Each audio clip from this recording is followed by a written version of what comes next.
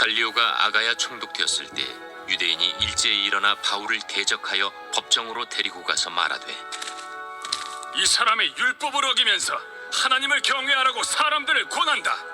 바울이 입을 열고자 할 때 갈리오가 유대인들에게, 너희 유대인들아, 만일 이것이 무슨 부정한 일이나 불량한 행동이었으면 내가 너희 말을 들어주는 것이 옳거니와, 만일 문제가 언어와 명칭과 너희 법에 관한 것이면 너희가 스스로 처리하라.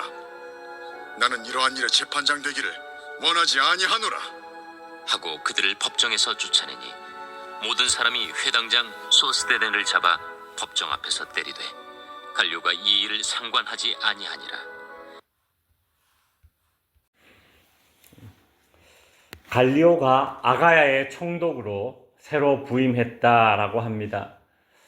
아가야라는 이 지역입니다. 그리고 그 아가야라는 지역의 수도, 핵심 행정 도시가 지금 이 바울이 전도를 하고 있는 고린도 지역, 고린도라는 도시입니다. 이 고린도에 사는 유대인들이 이제 총독이 새로 왔으니까 이제 그 기회를 삼아서 이 고린도에 지금 막 태동하고 있는, 바울의 전도로 태동하고 있는 이 고린도 교회를 핍박하고자 하는 것입니다. 그래서 이제 바울을 고소하는 장면이 오늘 본문에 나오죠.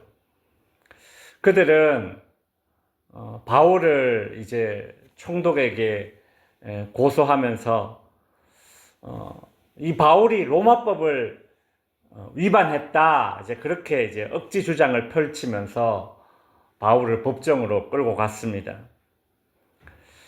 사도 바울이 계속 그 가는 도시마다 복음을 전할 때마다 이렇게 유대인들의 공격을 받는 모습이 나오지 않습니까? 1차 전도 여행에서도 그랬고, 또 오늘 이제 2차 전도 여행의 마지막 종착지인 이 고린도에서도 바울은 어디를 가든지 이 공격하는 사람들이 있었습니다. 여러분, 우리는 참 인간관계에 갈등을 겪을 때가 있죠. 그때마다 우리는 상대방을 향해서 저 사람 참 이상하네, 나를 저렇게 까닭없이 나를 저렇게 못 살겠구나, 나를 괴롭히는 그 상대방을 향해서 그런 생각을 하게 됩니다. 근데 어떤 분이 이런 말씀을 하셨습니다. 상대방이 나를 싫어하는 것은 당연한 것이고, 상대방이 나를 좋아해 주면 그건 기적이다. 이런 말을 했어요. 상대방이 나를 싫어하는 것은 당연한 거랍니다. 그리고 상대방이 나를 좋아해 주면 그게 기적이다. 인간의 어떤 죄성을 참 잘 표현한 그런 말이죠. 그렇게 생각하면 속 편하다는 겁니다. 인간관계에서 갈등을 겪을 때에, 그래, 저 사람 왜 나를 저렇게 싫어할까, 이상하다 생각하지 말라는 거예요. 저 사람이 나를 싫어하는 건 당연하고, 내가 사랑받을 때가 있으면 그게 기적이다라고 생각하라는 거죠. 우리가 예수 믿고 뭐 천국 가서야 뭐 미움 받는 그런 나를 미워하는 사람이 없어지지 않겠습니까? 그게 아니라 이 땅에서는 나를 미워하고, 그래서 서로 미워하고 갈등의 관계가 생길 수밖에 없는 것이죠. 교회도 안 그렇겠습니까? 이 땅에 어느 교회도요, 주님의 교회지만 이 땅에서의 교회는 완전한 교회가 아닙니다. 나를 환영하는 사람들만 있는 곳은 어디에도 없습니다. 요한 1서 3장에 보면 이런 말을 해요. 세상이 너희를 미워하여도 이상히 여기지 말라. 세상이 너희를 미워하여도 이상히 여기지 말라. 이상히 여기지 말라라는 건 뭐예요? 그게 당연하다라는 거 아닙니까? 그죠? 세상이 너희를 미워하여도 이상히 여기지 말라. 그러니까 세상이 너희를 미워하는 것은 당연하다. 그 말 아닙니까? 죽기 전에 어디를 가든, 우린 천국 가기 전에 어디를 가든 나를 싫어하고 반대하고 공격하는 사람들이 있기 마련이라면 우리는 나를 싫어하고 나를 공격하고 나를 반대하는 그 사람이 싫다고 해서 내가 성도로서 해야 할 일을 하지 않는 것은, 그것은 참 어리석은 결정입니다. 내가 무엇을 하든 세상이 나를 미워한다며 내가 그 미워하는 것이 싫어서 아무것도 하지 않는다. 그건 어리석은 결정 아니겠어요? 뭘 해도 미워하는데. 안 그렇습니까? 그렇다면 뭐라도 해야죠. 어차피 미움 받을 거라면. 안 그렇겠습니까? 천국을 바라보는, 천국을 바라보고 살아야만 하는 이 땅에 신앙을 지키고 살아가는 그리스도인들이 어쩔 수 없는 악한 세상에서 겪어야 되는 그런 고난이고, 이것이 십자가입니다. 바울은 특별히 사명 맡은 자는 반드시 이런 고난을 겪게 되는데, 이 바울은 사명자로서 사람들의 반대와 공격을 두려워하지 않았습니다. 우리가 오늘 읽지는 않았지만 오늘 본문 이제 그 다음 본문의 18절에 보면 18절부터 이제 바울의 3차 전도 여행이 바로 시작되거든요. 수많은 반대와 공격을 받으면서 2차 공격이 마무리되고, 그리고 또 3차 전도 여행이 바로 시작됩니다. 바울은 자기를 싫어하고 공격하는 사람들 때문에, 그 사람들 때문에 전도 여행을 멈추지 않습니다. 우리가 하나님 앞에서 내가 하는 일이 선한 일이라면, 내 신앙을 지키는 일이라면 사람들의 반대와 공격을 두려워해서 스스로를 약하게 만들어서는 안 되는 것입니다. 오늘 본문 이제 14절에 보면 이제 바울이 고소를 당해서 이제 입을 열어 변론을 하려고 합니다. 근데 그때에 보면 이 총독 갈리오가 바울의 말을 막습니다. 바울이 이제 고소를 당했으니까 변론을 하려고 하는데 갈리오 이 총독이 바울의 말을 끊으면서 오늘 본문 14절 15절에 나오듯이 로마의 정치적인 법과 그다음에 유대인들의 종교적인 법을 구분하겠다, 이렇게 이제 말하면서 한마디로 이렇게 결론 짓는 거예요. 너네들끼리 해결해라. 너네들끼리 해결해라. 그리고 16절에 보면 법정에서 그냥 다 내보냅니다. 그러자 유대인들 어떻게 합니까? 너네들끼리 해결해라. 그 말은 악인들에게는 뭐예요? 이거는 자기들 득세를 한 거죠. 그죠?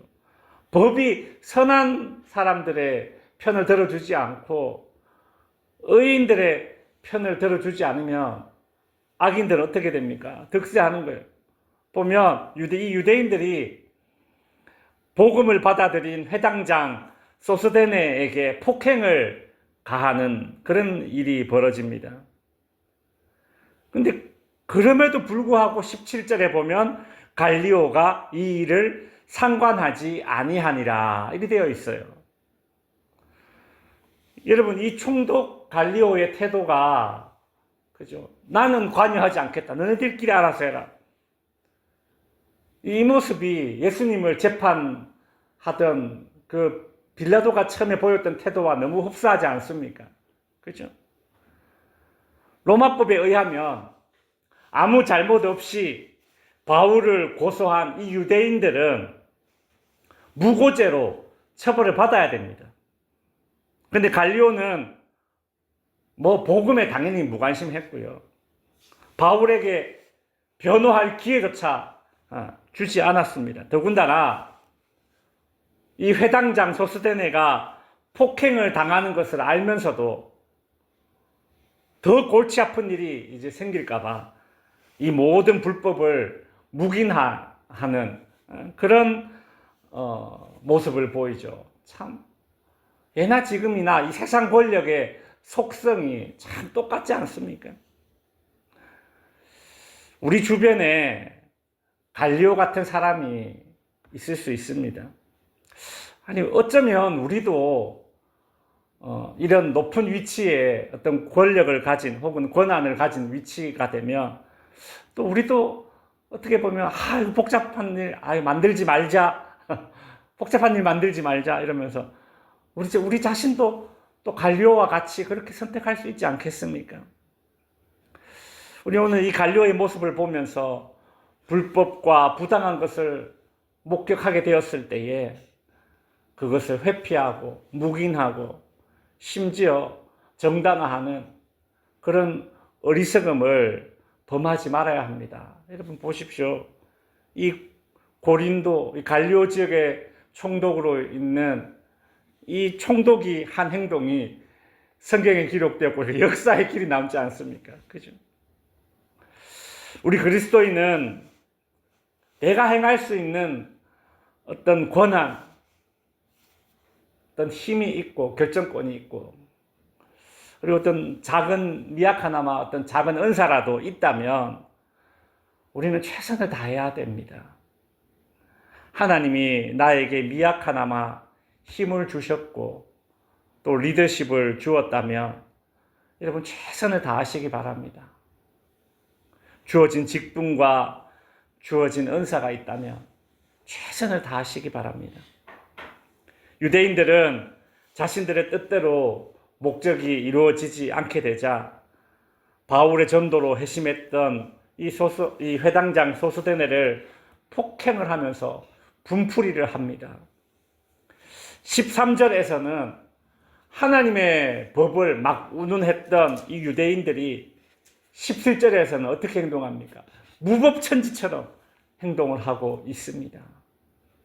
하나님의 율법을 지키고 하나님을 경외한다고 자부했던 이 유대인들이 지니고 있는 이 이중성, 그죠? 파괴적인 이중성을 오늘 성경이 보여주고 있죠.